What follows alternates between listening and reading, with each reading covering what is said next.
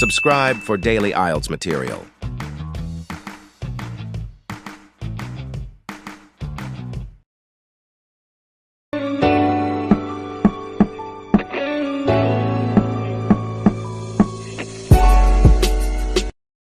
The test is in 4 parts: Part 1, Part 2, Part 3, and Part 4. Now look at Part 1. Part 1. You are going to hear a conversation between Don and a rental agent. He hopes that his apartment problems can be solved. First, you have some time to look at questions 1 to 6.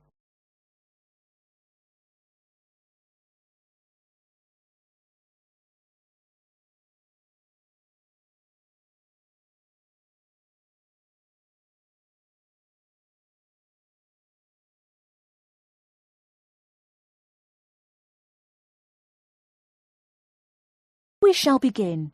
You should answer the questions as you listen, because you will not hear the recording a second time. Listen carefully and answer questions 1 to 6. Good morning. IMA rental agency. How can I help? Oh, hello. I'm ringing about some problems I'm having with my apartment. Yes, of course. If I can just get a few details first. What's your name? Don Chester. How do you spell that? Chester. Okay. And the address?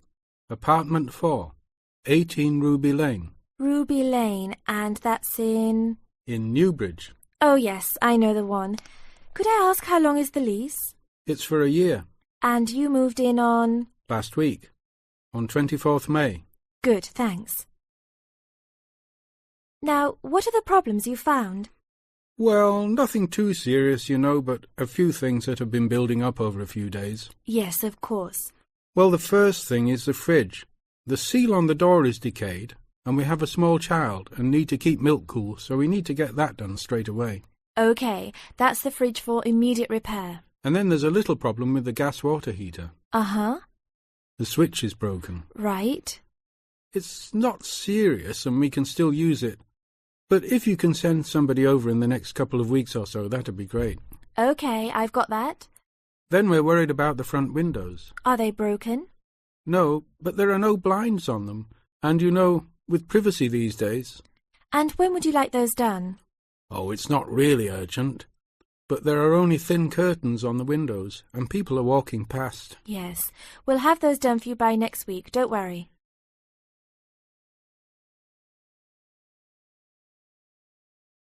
Before you hear the rest of the conversation, you have some time to look at questions 7 to 10.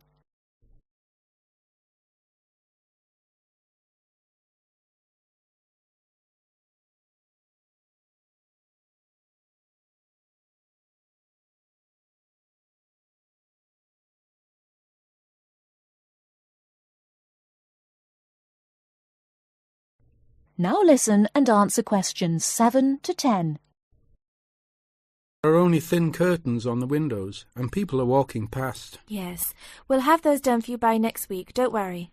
And then there's the front door lock. It's getting quite annoying. It often jams and we sometimes have to fiddle with it for minutes before we can get in the apartment. I'd really like to get that fixed up right away. That's no problem. And then the last thing is the shower curtain. It's torn. Oh, right. We can get a new one and have it to you in the next week, if that's all right with you. Yes, that's okay. Anything else? No, that's all. Okay, fine. What we'll do now is get someone over to you this afternoon if you're home. Well, I'll be out for a short while. Okay. Tell us your preferred times. Well, the best time is about 2 o'clock. I'd have to check that with him. And if he can't get there then, what would be your second preference? Oh, any time up to 6 p.m. would be fine. Okay, I've got that. Great. Thanks very much. That's fine. Thank you for calling. Goodbye. Goodbye. That is the end of Part 1. You now have half a minute to check your answers.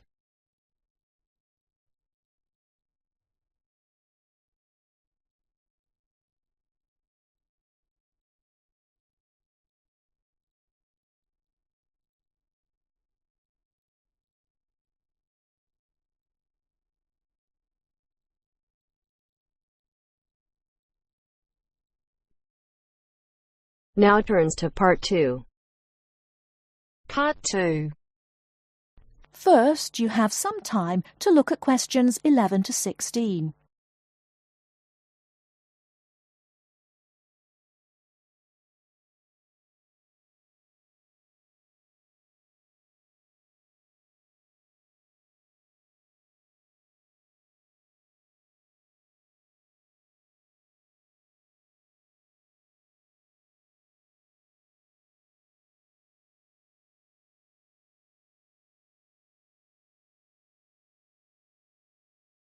Now, listen carefully and answer questions 11 to 16. I'm here today with Helen Warner, who has been a vegetarian for many years and is going to talk a little about vegetarianism. Helen, the concept of vegetarianism seems to have interested a number of our listeners, who have sent in some questions. To begin, what made you want to become a vegetarian? Well, when I was 16, I had friends who were vegetarian and they introduced me to the idea. My parents were typical of their generation and ate meat at least 3 or 4 times a week, so I didn't really think about it too much until a few years later. It was while I was at university that I really thought about it and decided that it was unfair to eat meat when there are so many alternatives available. Is there anything you miss about not eating meat? No, not really. As I said, there are so many substitutes available these days, perhaps the most important of which comes from the soya bean. Soya is so versatile and is the staple substitute for most vegetarians. So what about the nutritional value of vegetarian food? Isn't it true that there are some vitamins that you can't get from soya or vegetables alone? Surely people need these vitamins. Yes, that's correct. But actually there is only one vital vitamin that is only present in meat. That's vitamin B12. Most vegetarians are aware of the implication of this and actually take B12 supplement in the form of tablets. Of course, the way you cook vegetables is also very important in preserving vitamins. Many countries, particularly the UK, have a reputation for overcooking vegetables. Water-soluble vitamins, where the vitamins are dissolved into the water, are often lost. Vitamin C is a common example. However, the loss of vitamins can be avoided by microwaving or steaming vegetables, which is what I do whenever I cook. Some people don't want to change their cooking habits too much, so if you do boil them, simply cut down on the cooking time. So a vegetarian diet is fairly healthy then? Oh yes. A lot of people believe that vegetarianism is unhealthy, but that's actually not the case. Vegetarians are actually considerably healthier than many meat eaters. Consider for a minute the health aspects of the incredible amount of meat this country and others like it consume. The statistics for beef eating, for example, are quite frightening. The world figure for beef consumption is slightly less than 11 kilograms per person each year. Yet in Europe, the average consumption is nearly double that at 21 kilos per person.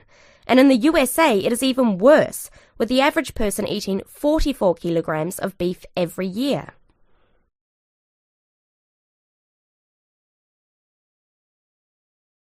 Before you hear the rest of the talk, you have some time to look at questions 17 to 20.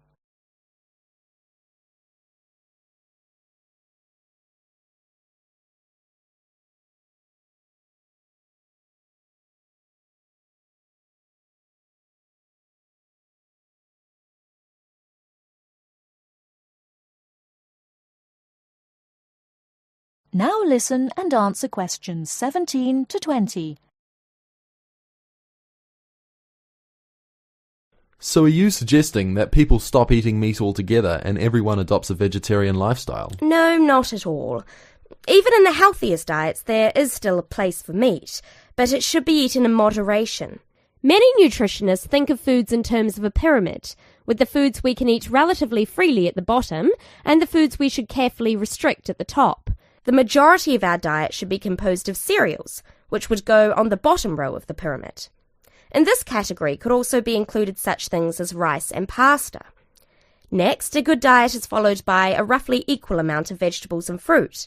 I have at least 2 servings a day of fruit and vegetables whenever possible. In decreasing quantities, you can then eat dairy foods, eggs, cheese, etc. Almost at the top of the food pyramid comes fish, carefully prepared of course, not dripping in oil or batter, and white meat. Chicken, for example, is a comparatively healthy meat, but again, a lot of this comes down to preparation methods.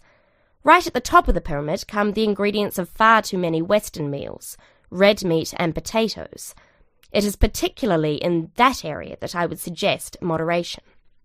Well, thank you very much, Helen. I'm sure that a lot of listeners are interested in your views. How could they find out more about the health benefits of vegetarian options? Well, there are lots of websites and books on healthy eating and vegetarianism, but it is always important to remember to consult your doctor before making any radical changes to your diet or lifestyle.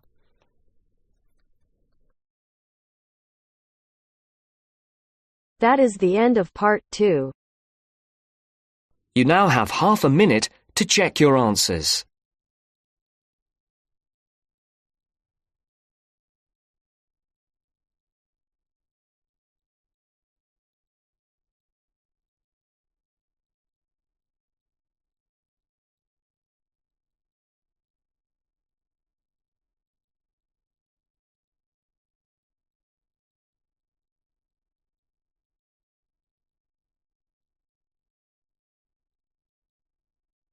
Now turns to part 3.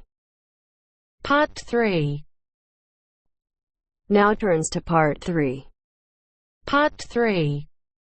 You will hear a tutor giving some business students instructions about a finance project. First, you have some time to look at questions 21 to 26.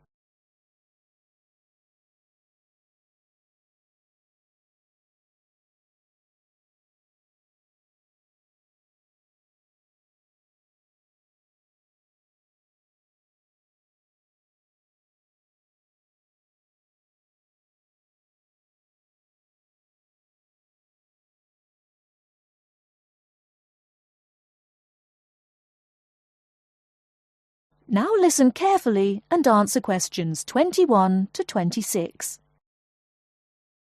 OK, can you quieten down, please? Now, today I'm going to talk to you about your assignment. We've been studying the effects of the exchange rate, so I'm going to give you a project to do on this. Right, can you make some notes while I'm talking? The first thing that I'd like you to do in order to prepare this is to select where you're interested in. I mean, which country, and therefore which currency you're going to be operating in. OK, now the purpose of the project is to make money, and I'm hoping some of you will make a significant amount. So, I want you to suppose that you have £100 that you will have to invest purely in the rises and falls of the exchange system. In other words, you'll be trying to predict rates.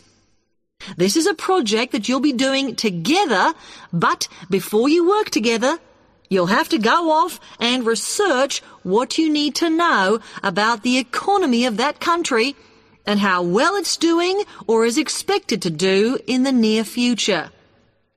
You could all make up a little information sheet with your notes on, clearly legible, because then I want you to get together, we can do that next week, and to go round and read about each other's countries. When you see how well or badly each country is doing, I want you to decide what your exchange rate is going to be against all the other currencies. After that is all sorted, what you're going to do is go round the other students and attempt to sell your money to the others. Remember, this will depend on the success of your country's economy and the rate you fixed for your currency. Now, you're not allowed to just swap currencies with each other, but you may wish to buy from the other countries. But you must do a proper transaction. All the way through this, you must keep your accounts properly for each transaction. I'll give you 1 week to do this, and then we will set a time for the deals to finish, a bit like the stock exchange. And at that point, I will ask you to calculate how much you have made. Is that clear?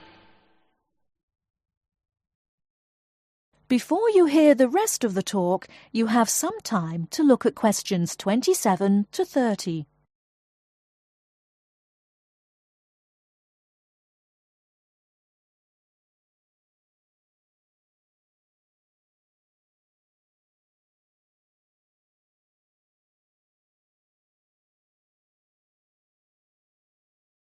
Now listen and answer questions 27 to 30. Before you begin that, there are a few things I want you to read up on to prepare. You need to look at the economies of the UK's main trading partners. I don't mean all of them, because that would be over 80, but just the 29 principal ones. There are summaries in the last 3 books on the book list I've given you. And so that you can practice applying the criteria on assessment I gave you, I'd then like you to focus just on one sector across all the countries. The most common one across every country is farming. But as much agricultural produce is for domestic consumption, I'd like you to look at manufacturing. Then, I would like you to do a detailed investigation of one particular aspect. I was going to give you a choice, but I think as we've just started the course, it's better if we all look at the same thing, and then we can discuss it in the seminars. So the thing I'd like you all to look at is fluctuations in import prices. Now, you need to do all that before you start the project, as it will help you assess the economies of the countries you'll be representing in the project. Don't worry, you've got plenty of time. Exam week is December the 8th. Then it's the holidays until January the 6th, so I don't need the project in till February the 5th. Is that okay? Now, any questions on this?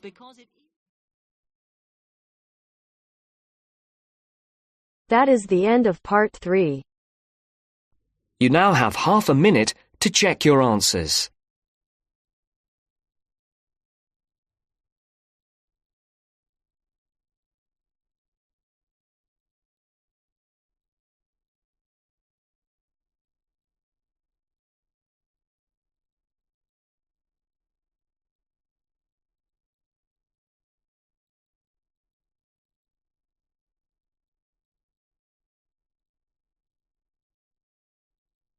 Now turns to part 4. Part 4. You will hear a student giving a presentation about some ways of dealing with the problems of urbanization and city growth. First, you have some time to look at questions 31 to 40.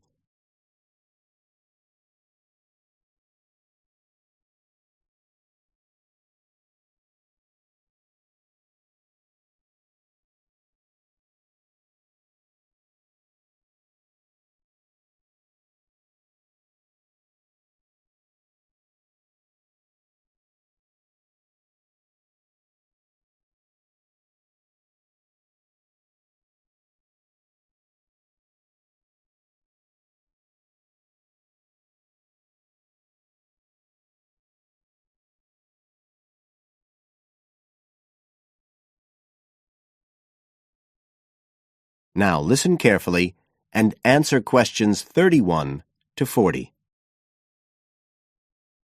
Well, Adam's just been talking about some of the problems that have resulted from the rapid growth of cities in the last 100 years. Things like housing, sanitation, crime and so on.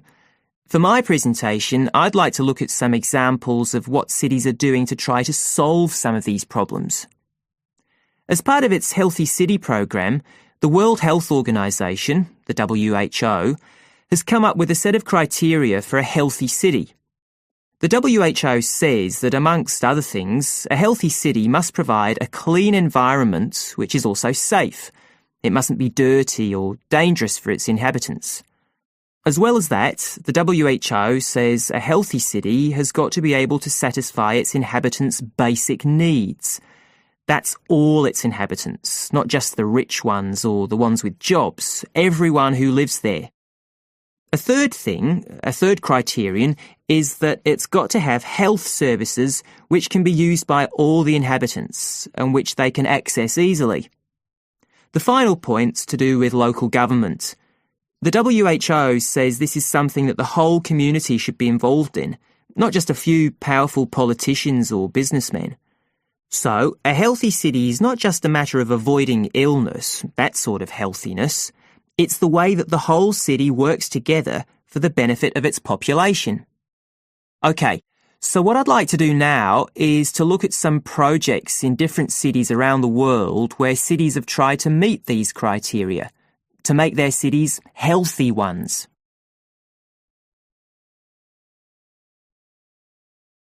Right. The first project I'm going to discuss took place in Sri Lanka, and this project was called the Community Contract System. Its aim was to improve the places where the poorest section of the population lived, the squatter settlements. Basically, the problem was lack of infrastructure, things like drains, paths, wells for water and so on. So, a program was set in place to construct this infrastructure. But what was different about it was that the residents did this, the people who actually lived there, not people from outside. And this meant that not only did the people end up with improved housing and infrastructure, but also, because they had contracts with the community, it improved their chances from an economic point of view. So that's the way the lives of people in one urban environment were improved. The next project I'd like to discuss took place in the capital city of Mali in West Africa. This project involved setting up a cooperative to try to solve the problems of sanitation in the old central quarters of the city. One of the main problems was a lack of a system for garbage collection, which meant that there were a lot of insects, and this was causing disease. And again, it's interesting to look at who was involved in dealing with this problem. In this case, the cooperative involved students who had graduated from secondary school in getting a system going. As well as that, the cooperative set up a campaign to educate the public about the importance of good sanitation through showing films and setting up discussion groups among the local people, especially women and adolescents. And the outcome was an increased environmental awareness, which led to changes in household behaviour, as well as improved living conditions. Okay, the third project was in Egypt, just outside the capital, Cairo, which is a city that's grown very rapidly in the last few decades. This project was based in a women's centre in a poor area called Makatam.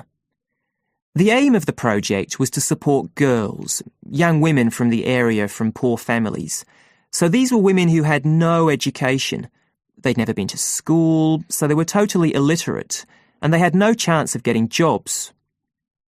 At the Women's Centre, they were shown how to sew and how to weave, and once they'd learned these skills, they were given the equipment, a sewing machine or a loom, so that they could make things to sell and have a chance of earning their own living.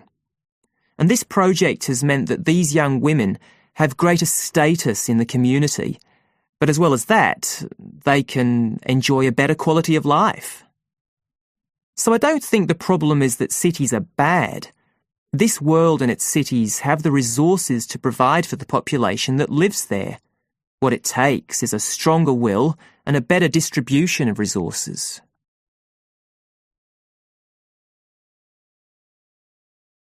That is the end of part 4. You now have half a minute to check your answers.